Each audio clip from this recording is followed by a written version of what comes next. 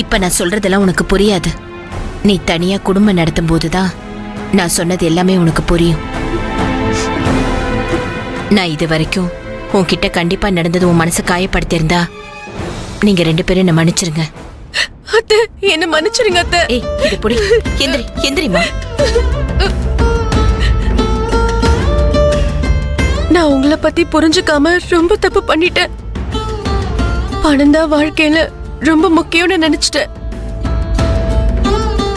நான் நல்லா வரணும்னு நீங்க நினைக்கிறீங்க. ஆனா நான் ஏன் குடும்பம், ஏன் புருஷன், ஏன் குழந்தைன்னு ரொம்ப சுயநலமா வாழ்ந்துட்டேன். உங்களை, நித்யாவ, சீனுவ கூட நான் ரொம்ப காயப்படுத்திட்டேன்.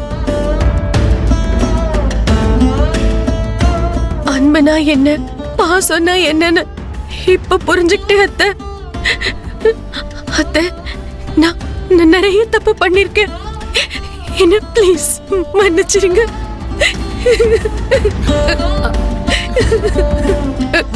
நான் இத்தனை நாள் சுயநலமா இருந்ததெல்லாம் உண்மைதான்.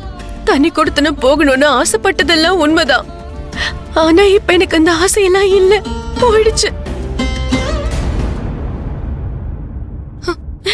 அத்தை, நாங்க வேற வீட்டுக்கெல்லாம் போகல அத்தை. எனக்கு இந்த பணம் எல்லாம் எதுவும் வேணாம். நாங்க இங்கேயே இருந்துறோம் ப்ளீஸ். என்ன இவ திடீர்னு இப்படி பேசுறாளேன்னு தானே நினைக்கிறீங்க? உண்மையிலேயே மனசார சொல்றேன் அத்தை, எனக்கு இதெல்லாம் எதுவும் வேணாம். எனக்கு உங்க கூட இருந்தாலே போதும்.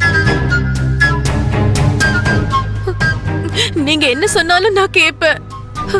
ஆனா இந்த வீட்டை விட்டு மட்டும் வெளியே போன்னு சொல்லாதீங்க.